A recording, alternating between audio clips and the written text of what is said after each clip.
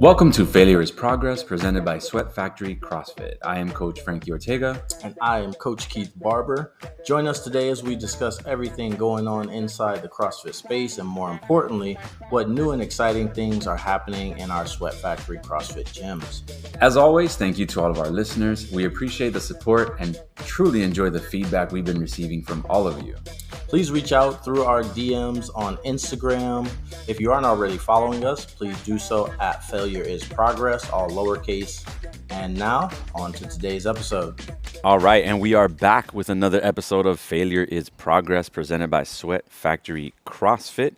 It is a beautiful, cool kind of day today. Yeah.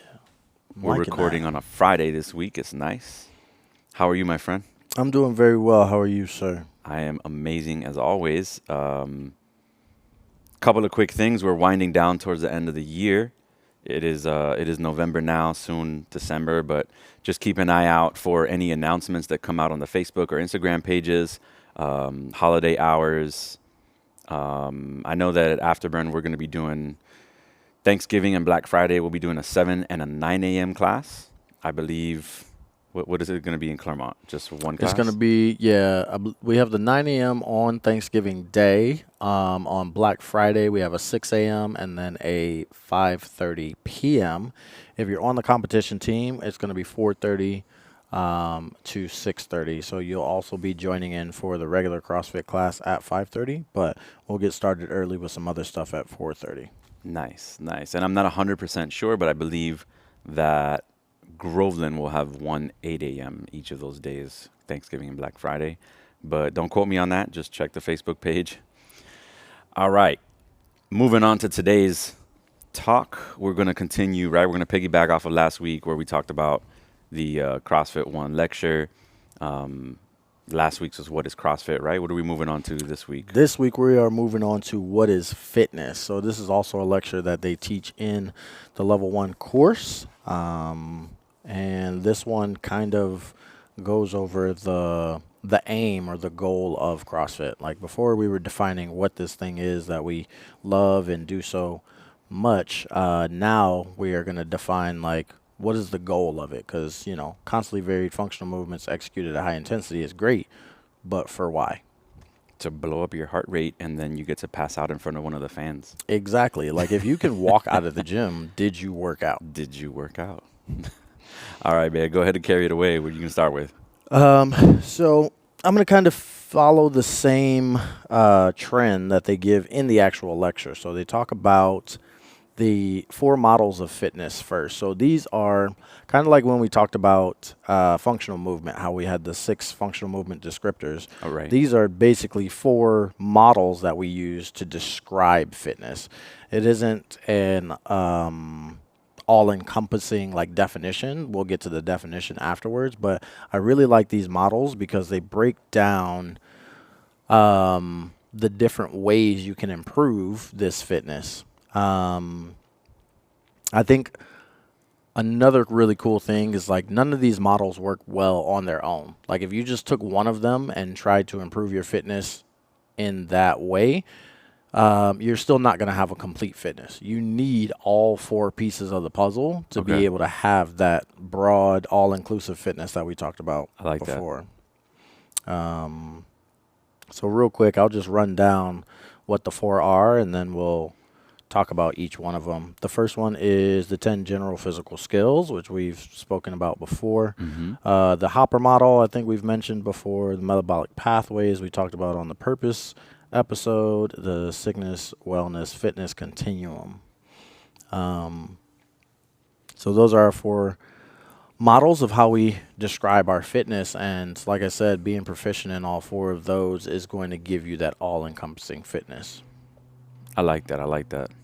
And speaking on the sickness, wellness, fitness continuum, I just want to dive into that real quick because we do follow the level methodology or the level method programming, better spoken. Yeah. And one of the things that I've talked about with a few of my athletes, almost like on a one-on-one basis, but I want to kind of pinpoint a little bit better on that, right? I really love the simplification of the colors. And a lot of our athletes, their goal is to hit that brown black level, right? They want to come in and do that brown black level every single day. And that's cool and everything. But taking into account the sickness, wellness, fitness continuum, which basically tells you on a scale, right, how prepared you are to battle sickness, chronic illness, disease, etc. Within our programming, our goal is to get you into that blue purple range. If you're an athlete who is overall blue purple on your app, right, when you've done all your assessments, you are in the, you know, 10th percentile or 90th percentile, I guess would be the better way to say it, right, of the population. You know, you're better fit to combat a cold or to combat a flu, now to combat a COVID, Yeah. but you have a better chance of not getting hurt if you're helping your friend move, some furniture Yeah. around. You're better fit to go out on the weekend, enjoy, paddleboarding or skiing or whatever it may be, and not get too hurt from doing that or get too sore from doing that. In my case, putting up Christmas lights last week, I was able to do that and not hurt too bad the next day. So getting into that level of the blue purple was really the biggest goal for us, or should be the biggest goal for us as coaches of our athletes. Like I tell a lot of my athletes, because of the simplification of the color system, being able to come in and do a black workout one day, a brown workout the next day, and then take a couple of days where you're doing orange and blue is a very smart thing to do for your body versus coming in and doing black, black, black. Then on the next day, you can't come in and you got to take a day off because you're in pain, right? And then you come back and you do brown. And then on Saturday, you're like, all right, well, I'm just going to go as hard as I can today because it's Saturday and I'll get Sunday off, right? If you are more precise with how you do things and you really take into account every day of the week and how you're going to train, your longevity is going to just be that much better. You're going to be more durable as a human being and as an athlete. Yeah, for sure. The sickness, wellness, fitness continuum is a way that we can reflect our fitness through our biohealth markers. So when we talk about blood pressure, resting heart rate, triglycerides, body fat percentage, all of that stuff, if we took this continuum and put sickness on one end and fitness on the other, and we plotted out all of those different metrics that I just named, we want as many of them as we can on the fitness side. And to your point, if you are overstressing the body by trying to do workouts that are too difficult all the time, then eventually you're going to start to slide to the other end of the scale towards that sickness. The amount of systemic fatigue and inflammation and things that build up in your body after a really, really hard workout is absolutely incredible. We do need that sometimes, like you mentioned, to super compensate and have adaptations to get better. We just don't need it all the time. Right. So as long as you're looking into, and I mean, like a blood panel can get kind of expensive, but if you have health insurance and that's not something that's expensive for you, I would challenge you to go ahead and get a blood panel and see where your biohealth markers are and see how close to, because I think on the printout, it's been ages since I had one, but I think on the printout, it actually gives you like what a healthy range is as opposed to somebody who's like very athletic. They call it Right. athletic, we call it fit, but somebody who's very athletic, as opposed to somebody who is moving towards that chronic disease or sickness. I challenge you guys to go ahead and get that blood panel done and see how many of those metrics you actually have closer to that fitness side. Yeah, and I think most people do, their regular check-ins with their doctors once or twice a year, and you should. Um, I always love when you go into the doctor's office and they do your blood work and they do everything and they're like, yeah, you're great, all this, that, or the other, but you weigh X amount, so you're obese. And you're looking at them and you're like, are you sure? You sure I'm obese? Because I'm pretty sure that I'm not. I mean, I look good, I feel good, and they're like, well, but the numbers say that. And you're like, well, no, that's just the scale. Yeah. You don't know how much of that is muscle. You don't know how. I think a DEXA scan should be part of that yearly checkup. I think that should be a true metric Yeah. that they use, and they don't. But yeah, if you have the ability to get a DEXA scan from your doctor, it would be a good thing to do it maybe once or twice a year, just so that you can see what your progress is and see your true numbers. 200 Yeah. pounds at 20% body fat is nothing like 200 pounds at 10% body fat. Yeah. Yeah. So Um, yeah. So getting back into those 4 models. the 4 models, we'll stick on this one for just another second because I think the most important um, perspective of the sickness, wellness, fitness continuum is that it shows us how much of a hedge against sickness we have. So if again, going back to those biomarkers, if we go ahead and plot them on that spectrum, and you have most of your metrics over on the fitness side, if something, because life be lifing sometimes, so Life be lifing.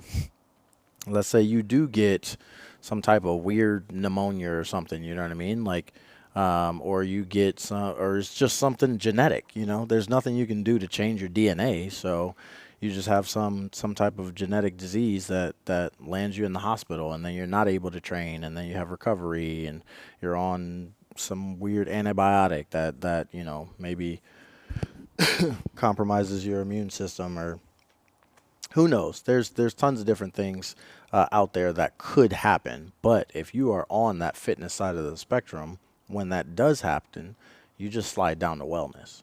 You're Right. still in really, really, really good shape. You're still able to, whenever you recover from whatever you recover from, get back out in the world and do things that you used to do. Are you going to have the same level of fitness when you come out on the other side? Obviously not. But you're not going to slide all the way down to the sickness side of things, where you're continuing to have some type of chronic disease afterwards. Yeah, and oddly enough, this is where I think we should take our inspiration from professional athletes the most, right? Mm. Like everybody's gonna look at the professional athlete and be like, "Oh, I want to be able to deadlift 500 pounds like that guy. I want to be able to do Fran in 3 minutes like that guy," right? I want me. I want to be able to recover from injury Mm. faster. Obviously, I don't want to get injured, Yeah. but some things are inevitable, right? Yeah. I want to be able to recover from injury faster. I want to be able to, know that if I'm going to get a cold, it's not going to last more than a couple days versus a full week. Yeah. You know what I mean? Look at, for example, Brooke Wells. I think Brooke Wells, when did she break her elbow? Was that 2020 or 2019? One of those, yeah. And then a year later, she's back in the games, Yeah. competing at the highest level she's ever competed at. And, I want to be able to win the women's division being 8 months postpartum. You know what I right? mean? Right? Like, that would be dope. That's a great example as well. Tia had her baby. She was training up until the 9th month Well, and went ahead, delivered a baby, which none of the males can do. And then what, 3 months later is back at it. 2 months later, she's back at it. yeah. Being able to prepare her body the way that she has, clearly she's been the fittest woman on earth for six years in a row. Yeah. She was able to recover from delivering that baby in record time No. and get back to her fitness and get back to winning the games again. 7 times now? I want to say yes. I'd have to go back think to it's the 7 to the times record now, books. which I'm pretty is sure she's got 7 under her belt. pretty nuts. She also won the Rogue Invitational this year too, Yep. which a lot of people were like, "Oh, Laura's gonna do Laura things." And I'm like, "Nah."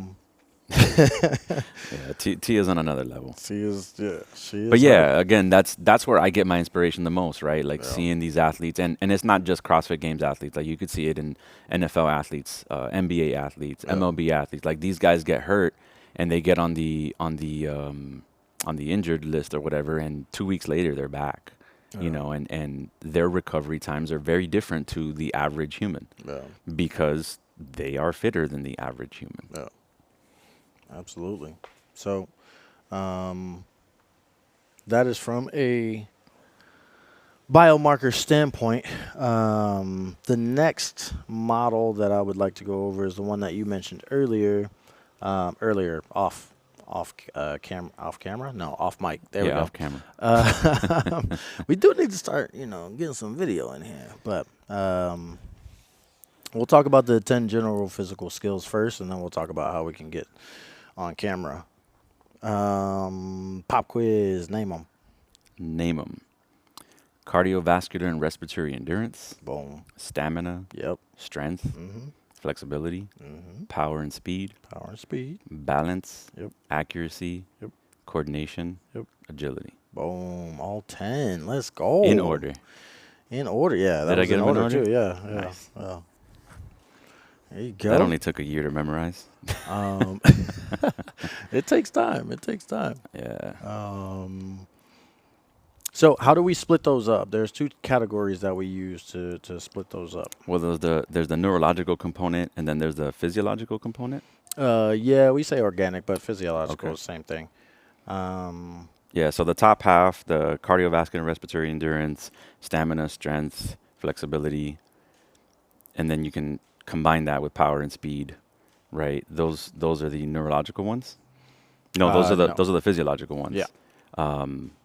And then the bottom four, which I memorized using the good old BCAA, balance, coordination, accuracy, agility, and again combining those with power and speed, you get that neurological adaptation. Yeah. And like you mentioned, like power and speed kind of go both ways. Yeah. There's definitely a joke in there somewhere, but I'll save that for That's what off. she said. I'll save that for off mic. So what does that mean? Like why? What does which part mean? Yeah, let me ask a better question. Why is it important for our athletes or our coaches to know the difference between our organic skills as well as our neurological skills?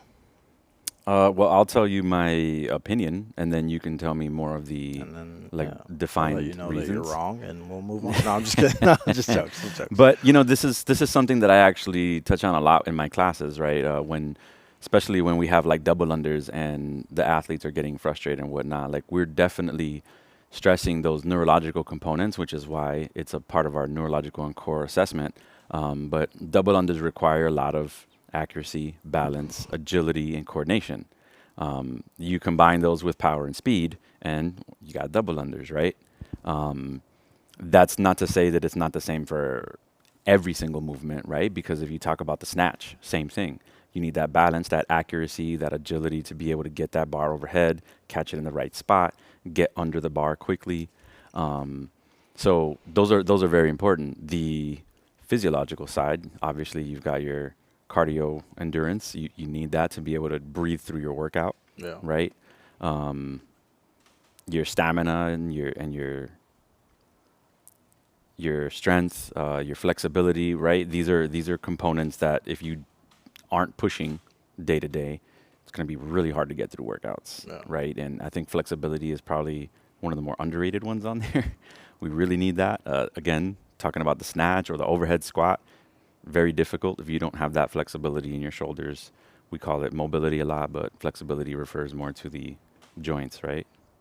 Or is flexibility more of the Flexibility is muscles? just going to speak to your end range of motion, right? Like whether it's a joint restriction or a like muscle tissue restriction, it's a restriction, you know. So that's gonna. But isn't it more like I think mobility is your muscles' ability to stretch or to get into certain positions, and flexibility is more of your joints, or one or the other. No, your flexibility is just, like I said, just your end range of motion of said joint. Your mobility is just your ability to manipulate through a certain range of motion. So you Gotcha. can have more passive flexibility than you have mobility, which is active flexibility. One way I do this with the athletes is I'll have them lay on their back and I'll have them kick one leg straight up. So they're like in the shape of a T with their legs basically. Mm-hmm. And I'll tell them to put their heel on my hand. So obviously the leg straight. And then I'll ask them to try to pull their heel off of my hand. And they may get like 1 or 2 inches off my hand. And then I'll have them relax. And then I'll actually push their leg down, and they can go way more usually, because you have way more passive flexibility, meaning your body can be manipulated through a range of motion easier than you actually pulling your body into a range Gotcha. of motion. So there's passive flexibility, active flexibility. We call it mobility because that was a term coined by Dr. Kelly Sturrett, who's a longtime seminar staff. He owns He is so good. the Ready State. So if you're looking for anything to deal with pain or mobility or anything like that, I definitely suggest checking out him and his podcast and everything he has to offer. Super cool dude. Been an affiliate owner for like 15 years. He's one of the OGs. He did a really good talk on recovery and the use of ice for recovery. Very, very good. Very good. If anybody wants it, reach out to me and I'll send it to you. That's how I'll know you listen to the podcast. But yeah, really good talk. So 10 general physical skills. Yeah. We got our organics. We got our neurologicals. I think you were speaking on, what were you talking about? I was just giving my personal reason as to why we need each of those 10. And then you were going to tell me why I'm wrong and was Yeah. right. Stop being wrong. No. You just don't suck. No. So, yeah, so all of those are definitely valid reasons for us to understand what the 10 general physical skills are. The main thing that I wanted to touch on with this particular model is the difference between training and practice, right? Like your neurological components are going to be where we are improving the skill of moving our bodies. So whether you are doing an air squat or whether you're maxing out your 1 rep max, I'll use your example, snatch. We need to make sure that we have the proper timing, or accuracy, I should say, accuracy, coordination, agility, and balance to be able to do those movements with world-class proficiency, right? Like I was actually having this conversation with Alex this morning, Camacho, shout out. We were talking about the charter of CrossFit. Right. So mechanics, consistency, then and only then intensity. So mechanics, right? Like this is what's going to give you that mechanical advantage. Those neurological components are going to allow you to move with such mechanical proficiency that even if you are moving at high speeds, you're still holding on to about 80% of your mechanical proficiency. If you only have about 70 or 80% of mechanical proficiency, when you start moving really quickly, that can only get worse. It's not going to get better with speed, right? So if you only have 80% and then you start moving fast, now you're down 70, 60% maybe. Right. You know what I mean? Depending on who's in class, you know, if it's that one coach that you don't like and you never listen to, now you're at 50% proficiency, you know? We've all been there. Well, let me ask you this. Speaking of that, right? So these 10 general physical skills, they are in an order. Is there a specific reason to the hierarchy of that order and the importance of it? Like, I know that in the theoretical hierarchy, at the very bottom, you have nutrition and then you have your metabolic conditioning, right? Mm-hmm. Is that why cardiovascular respiratory endurance is at the top of this list? No, I think it's just easier to remember. Okay. The way they have it broken down. They have the 4 organic first, and then they have the hybrids in the middle, and then they have the 4 neurological. So it's all interchangeable, right? Your flexibility is just as important as your strength. Your strength is just as important as your cardiorespiratory endurance. Absolutely. Gotcha. And that's why this is one of the models, right? Like you have to be, whoever is proficient in all 10 of these is going to be quote unquote fitter. You know what I mean? If you have somebody who's really super strong, but then their cardio and respiratory endurance sucks, or their flexibility sucks, or they're not very coordinated with their movements, they're going to struggle with whatever workout you come up with way more than somebody that's proficient in all 10 of these skills. Gotcha. Even if somebody is 70% proficient in all 10 and somebody else is for lack of a better phrase, 100% proficient in the first 4, but then they're only 50% proficient in the last 4, Yeah. that person still isn't going to be as fit as the 70% person.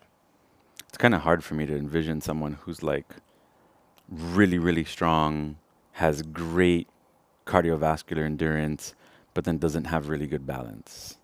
Like it, or doesn't have very good agility. Like it's hard for me to picture that. Yeah. But then again, I have seen athletes who are very, very strong, but they struggle with like a kettlebell snatch, right? Which requires a lot of that accuracy, because if you don't have good accuracy, you're just going to bang that kettlebell on your arm and you're not going to be able to punch right through and get it right every time. So, but it is hard to envision that. I'm sure you know somebody that very often they do black level workouts until there's something that requires a high degree of skill, like a kettlebell snatch, or like a ring muscle up, or a bar muscle up, or handstand walks, or a very heavy snatch. If we're doing 5 snatches at 185, they're no longer doing black level workouts.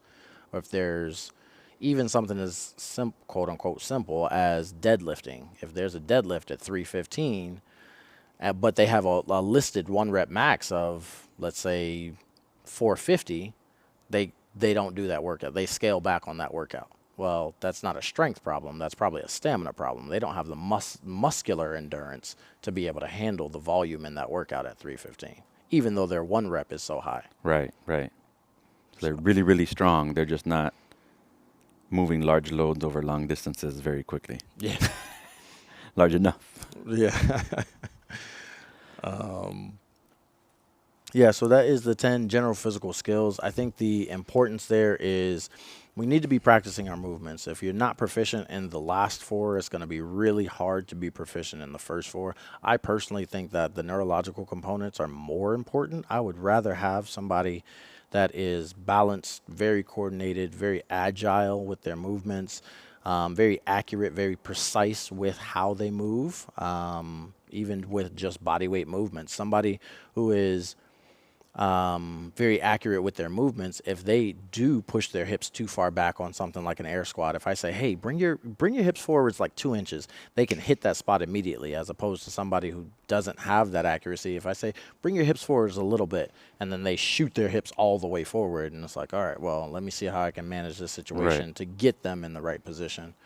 So I'd much rather have somebody who has those neurological components, because once you do the practice and get really proficient at the neurological components, now we just need to train. Right. And that's the fun part. That's what everybody Right. wants to do. Everybody wants to train more. So once you're really proficient at your balance, your coordination, your agility and accuracy, and speed and power to a certain degree, depending on the movement, then we can just hit it hard. You know what I go mean? for it. We can just send it. We've practiced the skills enough to be proficient at them. Now we just need to build more capacity. We need to get stronger. We need more, cardiorespiratory endurance. Stronger at volume. It could be 1 rep max strength too. That was a problem that I had for a long time. I was a cardio queen when I first started CrossFit. Like I had just come off. Queen. I had just come off running track, so anything that had to do with my heart and lungs, I could keep up with almost everyone. But at lightweight. Yeah, but it had to be under 95 pounds. Everything. It didn't matter what I was doing. If it was over 95 pounds, it was going to take me an hour and a half. Oh, man, you were one of those tall toothpick boys. Oh, yeah. Yeah. When I graduated, I weighed 140 pounds, my dude. Oh, my goodness. I was tiny. I haven't weighed 140 since I was like 13. Sheesh. All right, man. What's next? All right. What's next? Next one is the hopper model. Hop. So we kind of talked about this last time, but we're going to come at it from the perspective of the CrossFit methodology. So this is the one that we talked about where you have the, what did you describe it as before? The lotto? Yeah, it's like a barrel. It's like a Yeah. barrel with or a fishing reel. That's what it was. Yeah. It's like a big little barrel That doesn't make any sense, but you know what I mean. Yeah, the barrel's big, but the handle's little. The I get handle's it. I little. see There you where go. you're going with that. So the hopper, yeah, it's just like this giant barrel that rotates. It has a handle on it, kind of like a fishing reel. And whenever you stop it, you reach in, pull something out of the hopper. It might be a 5K run. It might be one rep max deadlift. It might be the workout Fran 21-15-9 thrusters and pull ups. It might be the workout Elizabeth 21-15-9 squat cleans at 135 for the men, 95 for the ladies, and ring dips. Bet you haven't heard that one before. I haven't. Yeah, I hate hearing squat cleans too. Like now that I've gotten into Olympic weightlifting and it's just cleans. Yeah. But It bugs you for the first couple years, and then you so get over it. so we're talking about this hopper again, right? But now we're talking about it in relation to what? To those general skills, to the fitness model. Like what are we specifically like getting into about it? So this model basically says that he or she is fittest that can perform statistically best across an activity pulled from the hopper. So if we pull 5 or 6 things out of the hopper, whoever is the fittest is going to have the best scoring average across all 5 of those activities. Some of the things that I just named, they may not win or be the best at any one of those single things, Right. but they're going to be in the 80th percentile of all of those things, making them the overall fittest. And the important thing to take from this, right, is not just about being fitter across, all these different modalities, but what it takes to be fitter across all different modalities, right? Like doing the extra credit work, doing the accessory work nobody wants to do, uh, um, not just doing the class, but also digging into those weaknesses that we may have, right? Like you're saying, somebody may be good, on a 1 rep back. Somebody might be able to do their bar muscle ups, but they don't have their ring muscle ups. Taking the time outside of class to build those weaknesses and get better at those things. You don't have a lot of aerobic capacity, but you're very strong. Spend some more time on the air bike, spend some more time running, spend some more time on the rower, and really bring up that endurance so that it levels you out to the rest of those skills. Absolutely. I agree with everything you said except for spend time outside of class. If you need to do more fitness outside of your fitness to get fitter, then your fitness isn't fitnessing. So for instance, like if you need to do more things outside of class to get fitter, to get better, then why are you doing class? Just do So the other let's things. dive into that. Are you saying outside of the hour of time that you have scheduled for class, or are you saying outside of the programming?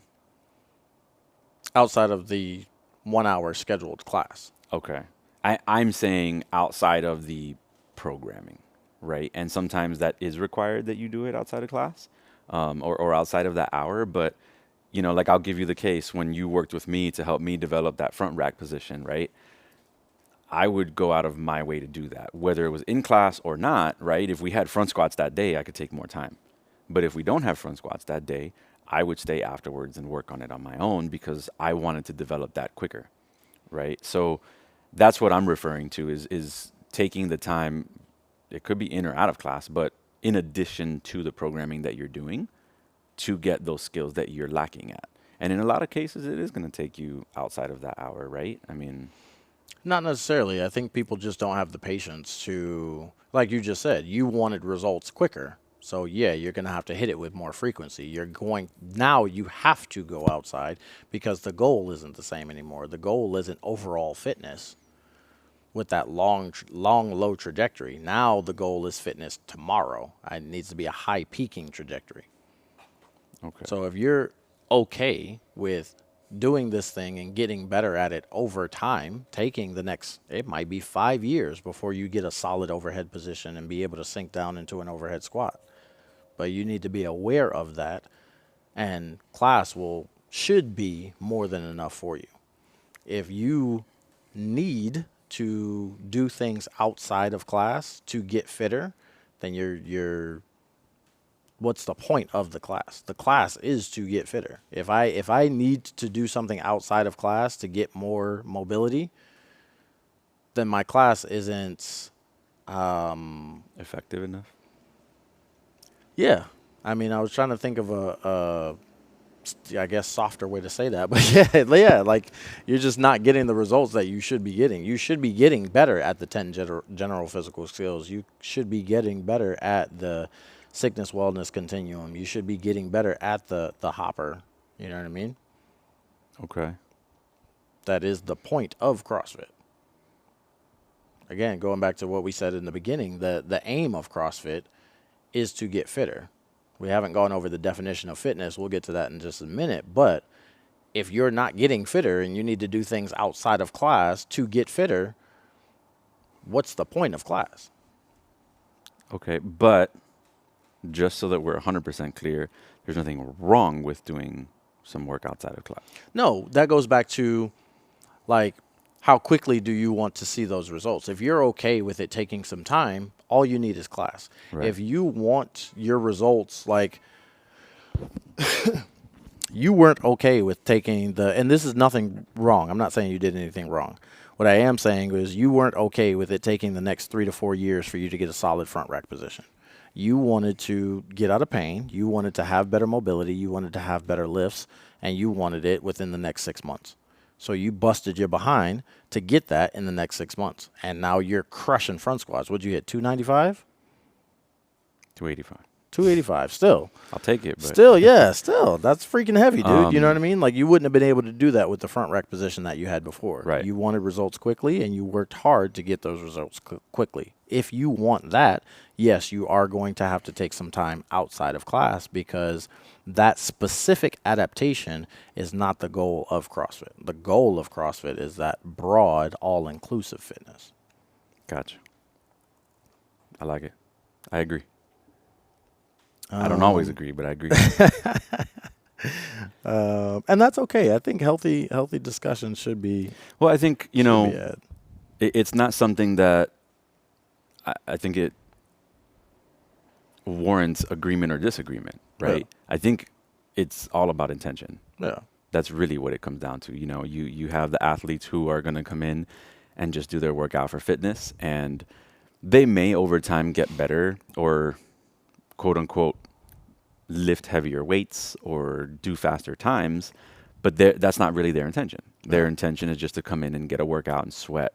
And then you have other athletes who will have the intention of getting better at something in specific. I have one athlete, Daniel, over in Afterburn, who he just wants to do bar muscle ups. Like, that's his thing now, right? And every single time he comes to class, yeah, he's getting better across all the modalities, but after every class, dude's up there doing bar muscle ups, and he's got them now, right? He's almost doing them strict, but the repetition and the amount of volume that he's doing in that movement is allowing him to get there in a shorter span of time than somebody who would only do it like when it's in the class, right?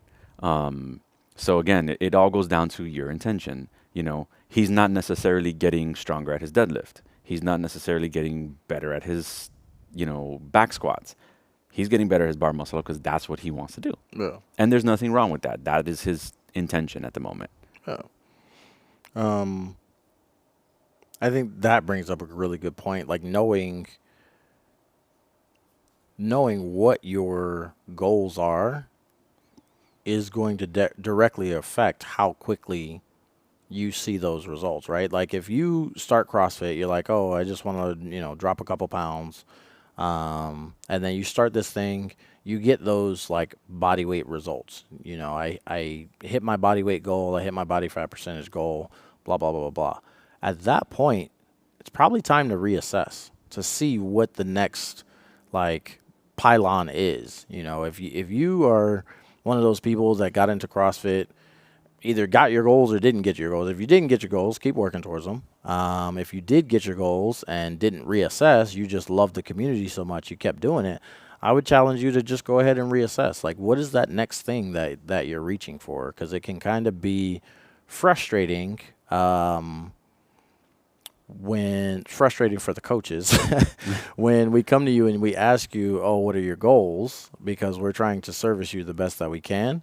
And you're like, oh, I don't know. I just want to work out. And it's like, cool. But you can do that anywhere. You know what I Right. mean? Like, And I think, let's talk about that for a little bit, right? Like you should, as a coach, take that as a challenge. You're always going to have that one athlete who refuses or just says, I can't, right? I think that's a healthy challenge for the coach to not only help them on that mental barrier of you can, right?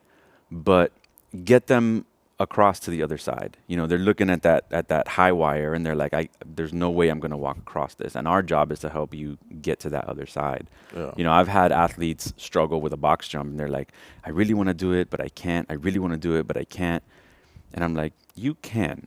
Let me show you something. And I'll take a low softbox and I'll have them fall on their knees on purpose, right? Now you're taking that fear of falling out of it. If you yeah, fall, that's what it's going to feel like, right? We're going to jump on a softbox. If you miss and you hit your foot on the front of the box, it's going to feel like this. And now, little by little, you're easing their mind that it's okay to fall.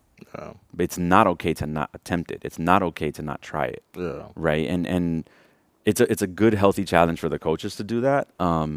It's also good for the athletes to go through that experience because it builds really good rapport with your coach and it gives yeah. it gives you that trust. That If you trust, don't yeah. trust your coach, it's going to be very difficult for you to do certain things. Yeah, A lot of athletes struggle with getting upside down.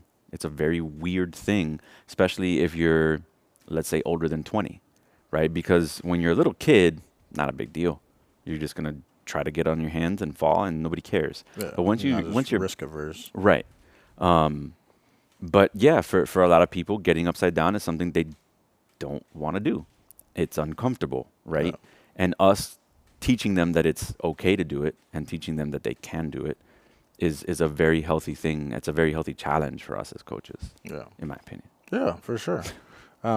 Nothing's going to build rapport faster than you getting somebody to do something that they never thought they were going to do. There are some people who are legitimately convinced that they'll never go into a handstand or get upside down or jump on a box. You know what I mean? So having them, even if they're not even jumping on the box, like you said, just falling on the box to let them realize that this is a safe environment. Right. These are people that care about you. We're not going to ask you to do things that we don't think that you're capable of, even if you don't believe it. You know what I mean? Like that's going to be one of the fastest ways to start to build that rapport and that trust with your athletes. And they're legitimate fears, right? I Oh, mean, for sure. getting your shins knocked Falling on on a that corner box of a hurts. box is not fun for anybody. But I'll give you an example. It took me 35 years to learn how to ride a skateboard because I always wanted to, but what if I fall, Yeah. right? Then I had an accident, fell off my motorcycle. And I said, well, it's not going to be worse than that. So Yeah. now I can learn how to ride a skateboard. And I did, right? But it took me falling on a damn motorcycle Yeah. to gain the courage for that. If there was somebody who was like, hey, listen, just go ahead and fall. Not a big deal. It's going to be like this. This is what it's going to feel like, right? Now all of a sudden you're like, oh, okay, I didn't die. Yeah. you know, I think that is a crucial thing for the development of the athlete and coach relationship. Yeah. For sure. Um, I'm trying to think of how to tie that into the Hopper model. You have to trust your coach when they tell you that you are lacking at Well, certain parts of fitness. let's look at it from the mindset perspective, right? The idea of the Hopper model is to throw anything at anyone at any time and have them be prepared for it. Yeah. A lot of times we have athletes walk in who are like, "Oh, I looked at the workout today. I'm not feeling this one." Right? Yeah. Mentally, you should be prepared for anything. I've told a lot of athletes, you know what? I would actually prefer if you didn't look at the workout. Yeah. Just come in with a good spirit and let us take care of the rest, right? Taking this, and this is one of the few things that I do like about the games and like to use as an example. In the early games days, we didn't know what the workouts were ahead of time. Nope. We didn't know what was it last year, like an hour ahead of time or 30 minutes ahead of time. You found out minutes before the actual workout was there, and Yeah. your whole purpose was to be prepared for it in as many ways as possible. Yeah. And many of the athletes went to these games thinking they were in the best shape of their lives, and they were, but they were very humbled quickly to find out, oh, you know what, I'm great at everything, but in Rich Froning's case, I've never learned how to do a rope climb. Yeah. I don't know how to do a rope climb. Now I got to learn, right? Yeah. Failure is progress. Next year, guess what? I know how to do rope climbs. Yeah. So that is the whole purpose and the whole idea of this hopper model, is to constantly throw something different at us Yeah. for our bodies to adapt, for our minds to adapt, and then be prepared to come the next day and do, again, whatever the hopper throws at us. Yeah.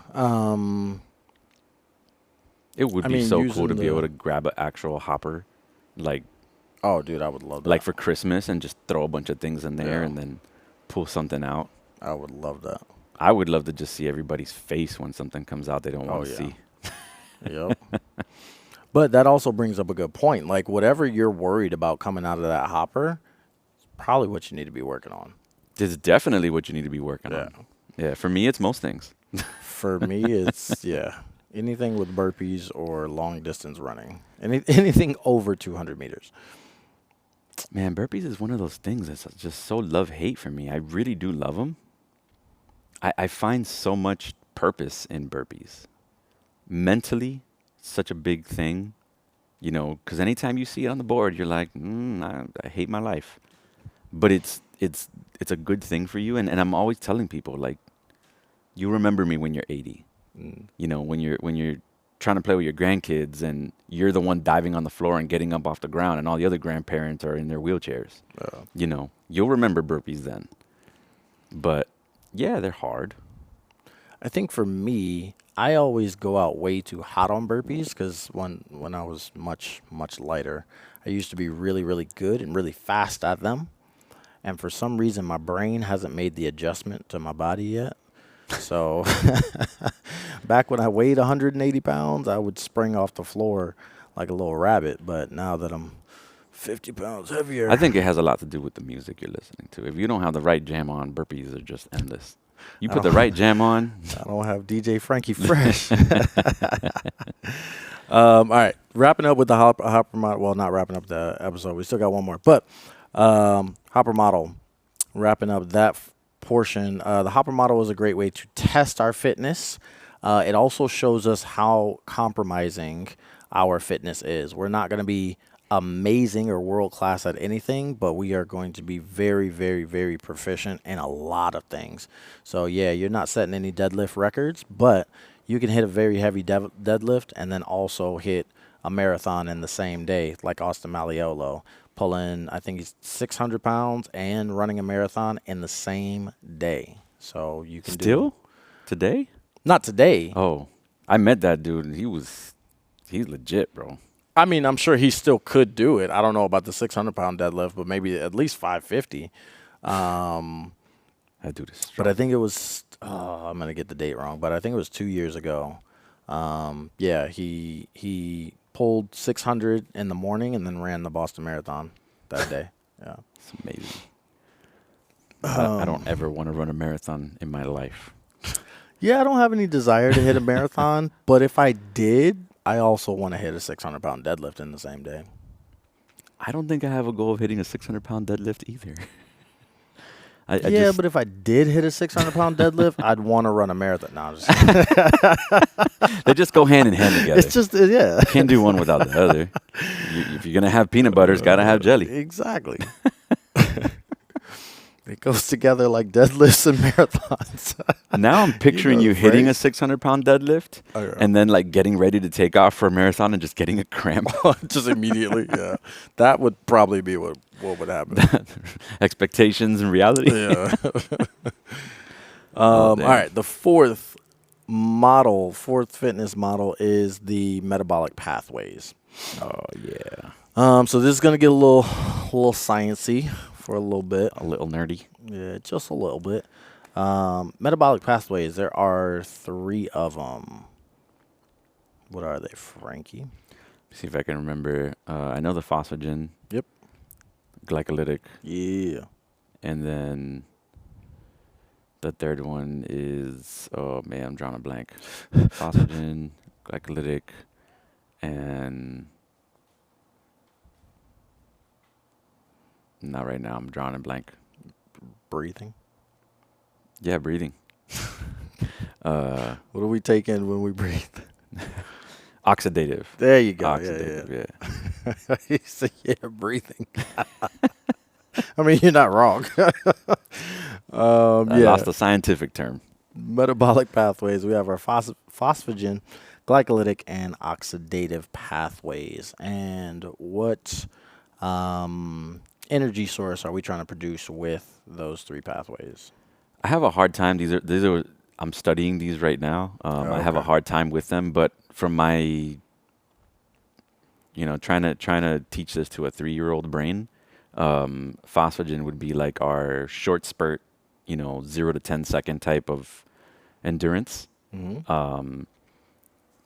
Then our glycolytic would be more of like a zone 2 type of workout where you can go. Well, no, that would be more like oxidative, right?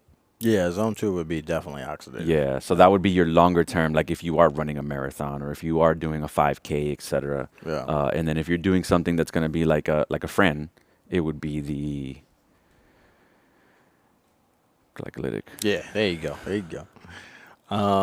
Yeah, so our phosphagen is going to be, like you said, I like the time domains, 0 to 10, but to dive a little bit deeper into that, that's going to be 100% of your max power output. So this would be like a 1 rep max back squat, a 20-second max effort on an air bike.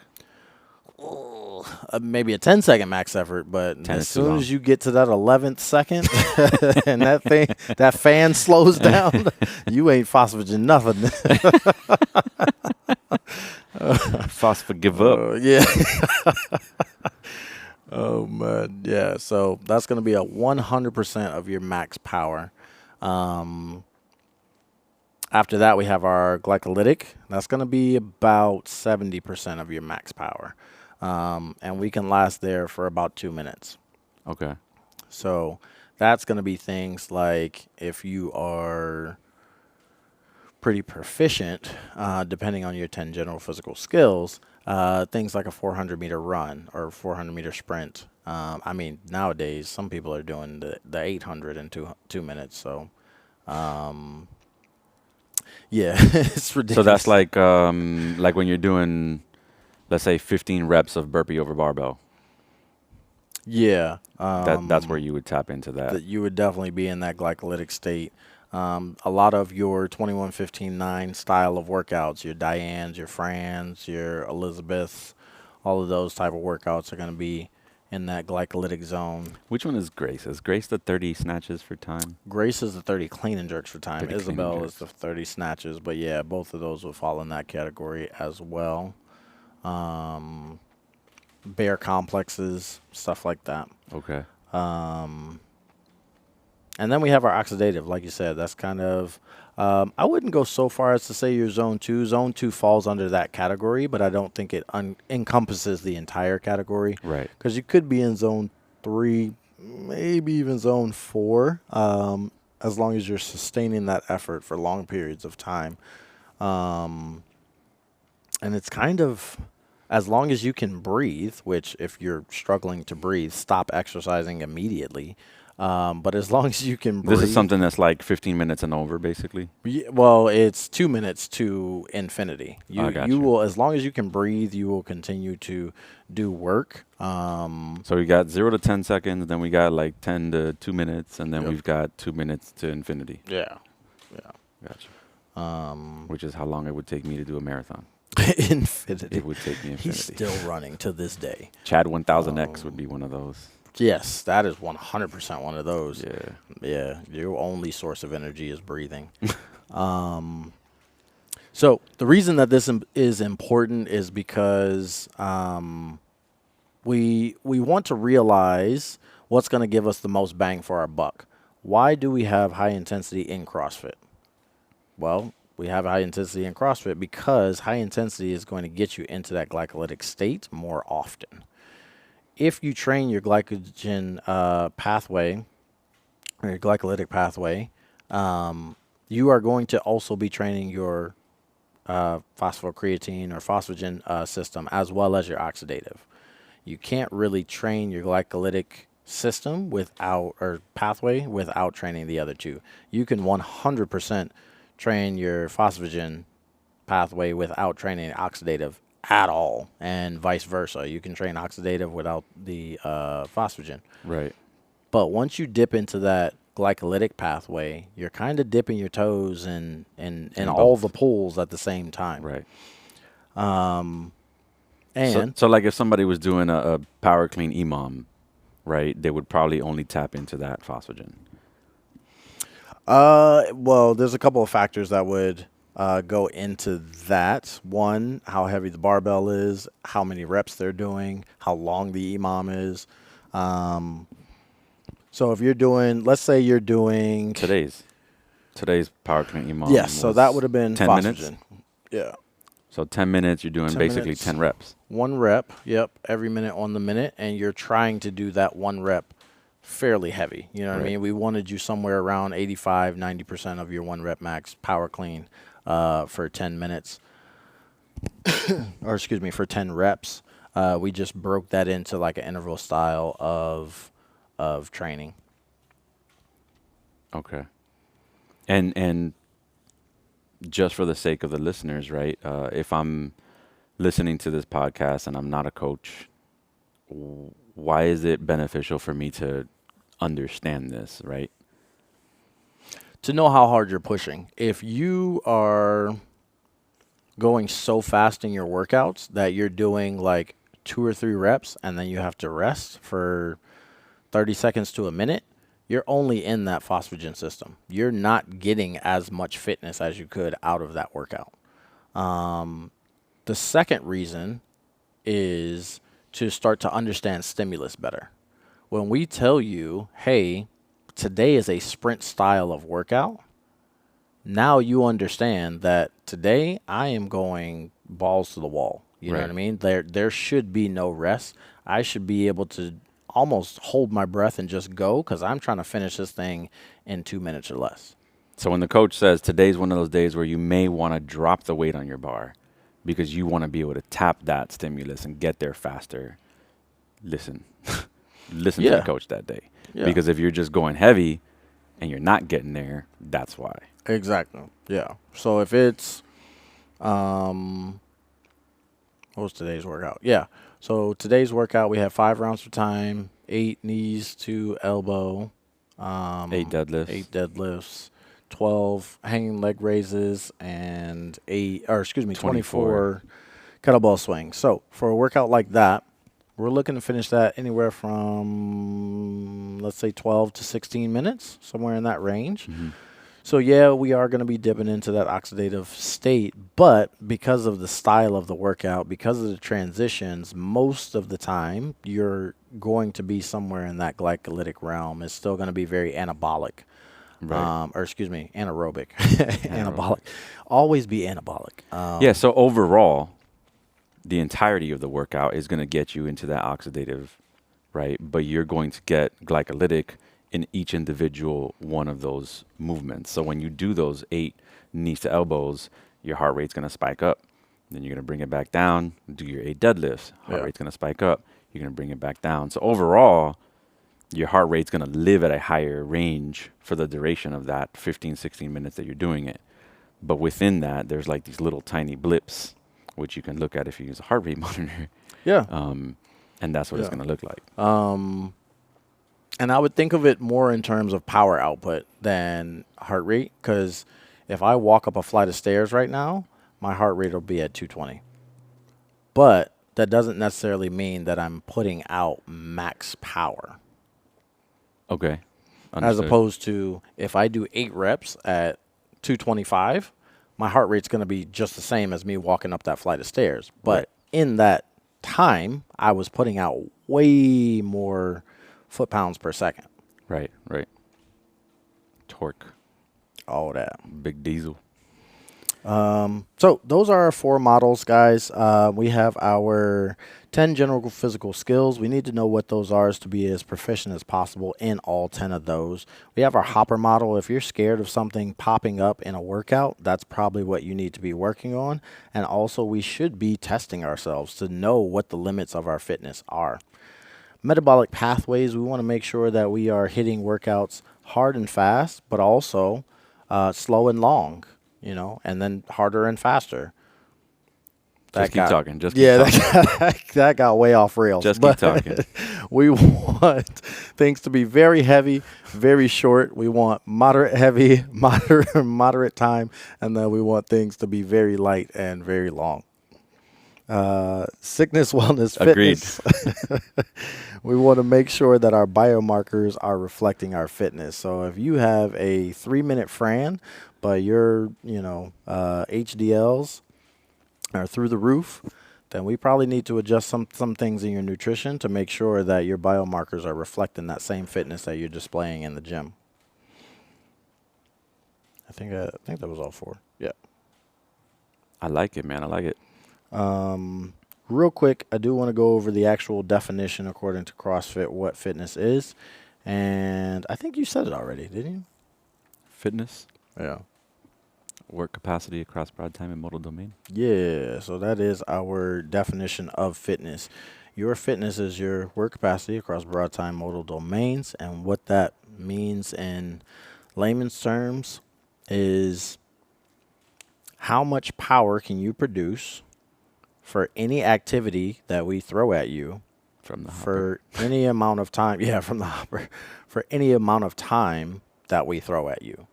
Can you do thrusters at 135 for a 10-minute EMOM doing Nope. 5 reps every minute on the minute? Can Nope. you do thrusters at just the barbell weight for 50 reps unbroken? Can you do thrusters at 185 for 1 rep?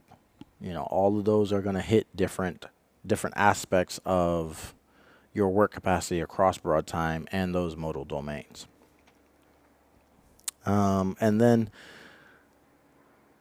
adding to that is tracking your fitness over the course of your life. And that is how we determine your health.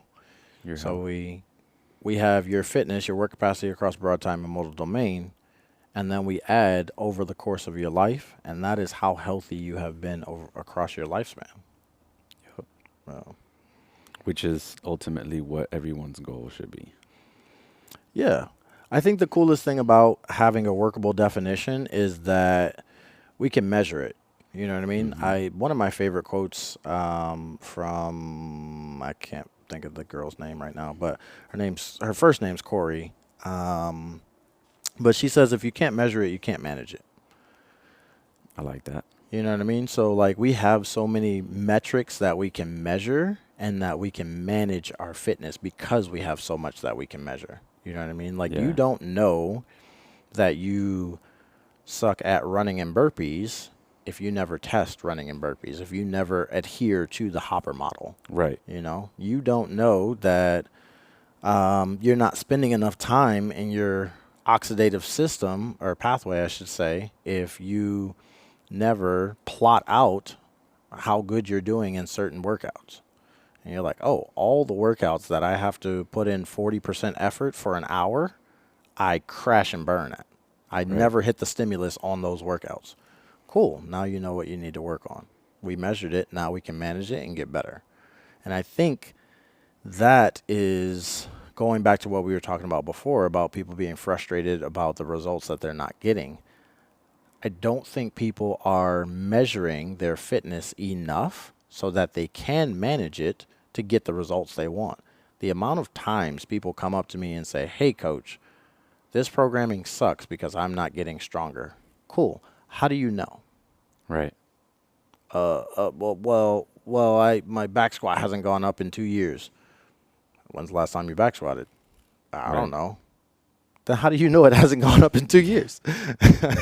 You haven't tracked the data. You know what I mean? I remember when we had this conversation before I got into coaching, and I said, I don't really think I'm getting stronger or fitter. And you're like, well, pull up the app. Let's take a look. Yeah. And, I couldn't really argue because all of my metrics had gone up Yeah. doing the assessments at the end of every month. We have a lot of athletes who are now like, oh, well, I've been doing this programming for a couple of years. I don't want to do the assessments anymore. Yeah. That's fine. I think leveling up should be as important as leveling down, Yeah. right? Jen is really good about that. Jen is really good about using it as a measuring stick versus as a barometer for whether or not she's proud of herself, right? An athlete is going to say, "Oh, well, I'm going to try this today," and they don't hit what they wanted to hit. They're not really happy about the fact that their color went down or that their level went down, right? But the fact is, it's really just a measuring point. It's a point in time. It's the same as stepping on the scale, Yeah. right? Today you're 200 pounds. Next week you're 210. Oh, great, I gained weight.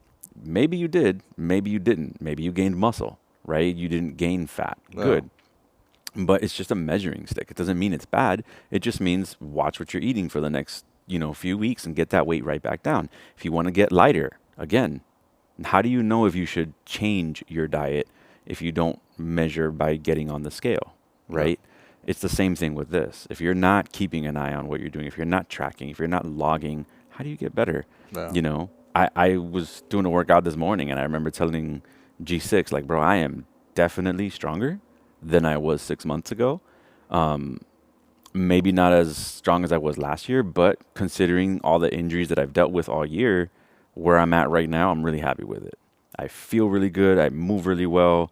I'm a lot more confident in a lot of the skill-based things that I couldn't do before. Like if there's wall walks or handstand push-ups, I just started doing kipping handstand push-ups, which I couldn't do before.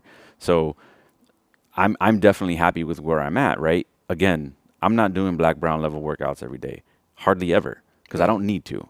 I will do them if it's something that I feel like favors me and my movements. But overall, my longevity is what matters to me. I want to be able to say in 10 years that I've been doing this for 10 years versus I was a black level athlete for 2 years and then I stopped. Yeah.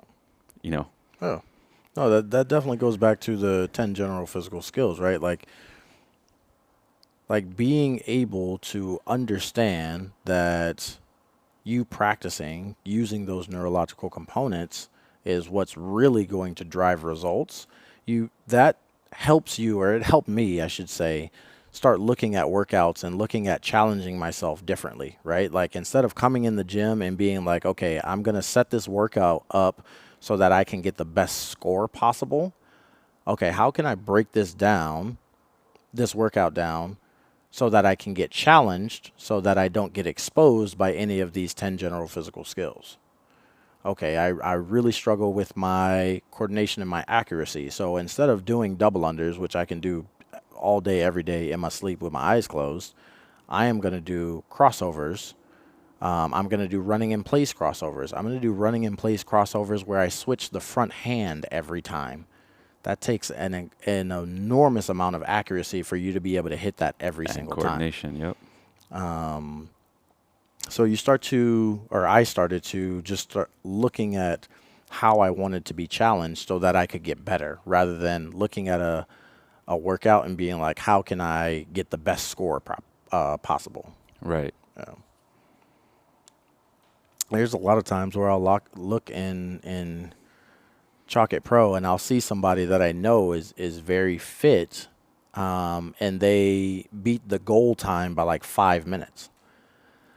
As cool as that is, it's like, did you actually get better in that training session? Right. You know? Right. Like, if your whole, going back to goals and purpose, if your whole goal is just to get top of the leaderboard every time you come in, that's fine. You know what I mean? Do your thing.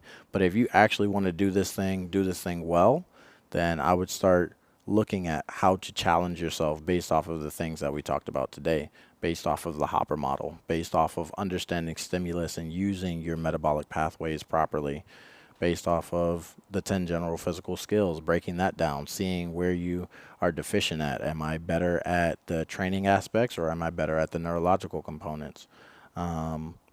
Getting that blood panel, seeing if you need to address things in your sleep and your stress management and your nutrition, with the sickness, wellness, fitness continuum. I think that one addresses a lot of the lifestyle like habits and things like that. So I Yeah. think that's why that one is so important, is because you're not going to train yourself into, let me not say that. You can't only train yourself into better biomarkers. It's Yeah, and going to take some other things. I think it's so important, man, for people to really take nutrition seriously. Yeah. Um, you know, 9 out of 10 athletes that come into our gyms are coming into our gyms with this idea that they want to lose weight and get toned. Yeah.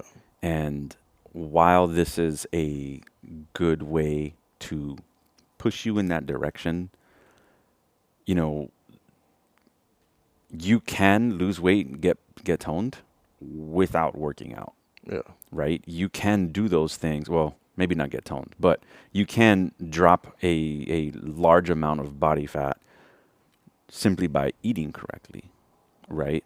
But you can also come into the gym, sweat your behind off day in and day out, and never see a difference in your physical composition because you didn't eat right, Yeah. you know? And it's kind of counterintuitive. It's almost like it's almost like a bad investment, Yeah. so to speak, right? It's like you put money in that one company when the stock was all the way at the top, and now you're never going to recover from it. Yeah.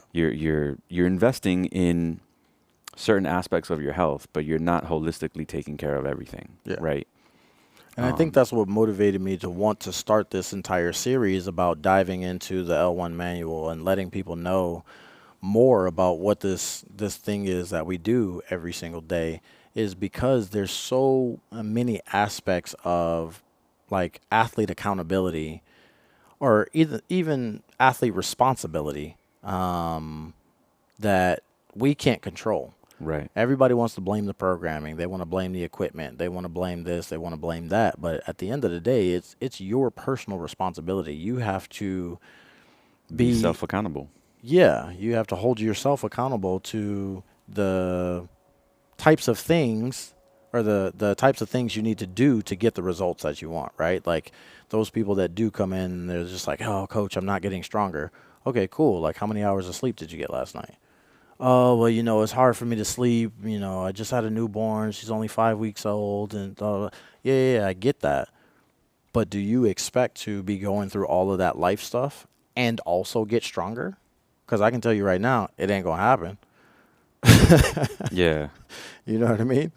So there's a lot of athlete responsibility that goes into that, and that I think just needs to be addressed through education. We don't need to go to our athletes and be like, hey, you suck at life. Like, don't blame me for your shortcomings. Right. But I do think we need to be like, hey, like, there's a little bit more behind the curtain that you might not realize. Like, here's a little peek. See what we're seeing, and then maybe you can address that and go on and get those results faster, like we were talking about before. Like, maybe it's not that you need to do extra work outside of class. Maybe that extra work outside of class is just you addressing your nutrition. You know what I Yep. mean? It's taking you forever to get stronger because right after your workout, you're going straight to work. You're not eating a meal in between Yeah. those two high stress situations. Or your job requires you to have to get drive through versus being able to cook your meals. There's that And, too. you need to learn how to make better decisions. You need Yeah. to learn, you know, everybody has hurdles that they got to go through, right? Yeah. It's not all like we're professional athletes and we have a professional chef at home taking care of us. So everybody has those hurdles that they have to deal with, and the best thing you can do is talk to your coach. If you need to, book an actual goal setting session with Yeah. your coach and talk about, what it is that you think is your biggest obstacle. Yeah. And let's remove that first or work towards it. I think 9 out of 10 people, the biggest obstacle that they can easily tackle is sleep.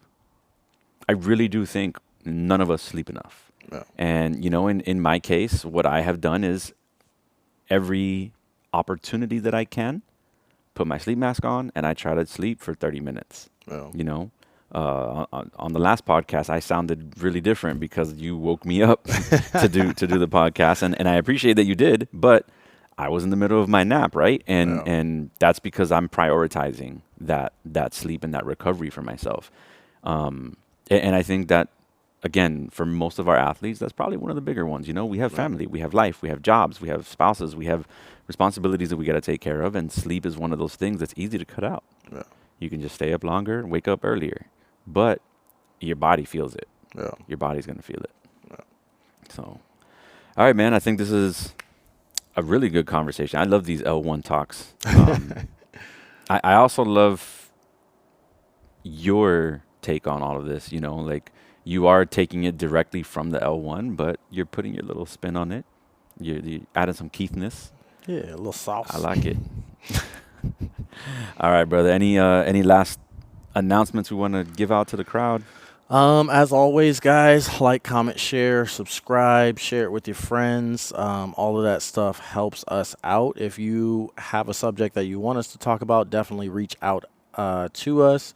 You can reach out on Instagram at Failure is Progress. You can reach out. Do we have an email or anything? I don't think we do. We don't need an email. Nah. Just hit us up on the grams. Slide into the DMs. You know what to do there. Pick first. No. Yeah. Frankie and I both are CrossFit coaches. We do what am I trying to say? Personal training. So if you want to be trained by us, you're more than welcome to hit us up for that. We both do online programming, or I do online programming. You definitely should start doing online programming. I So don't if you got time want for to that. be trained by us online or remotely, we can definitely hook you up with that. So thank you for supporting us, and I will see you next time, or you'll listen to us next time. Take care, y'all. Have a good one.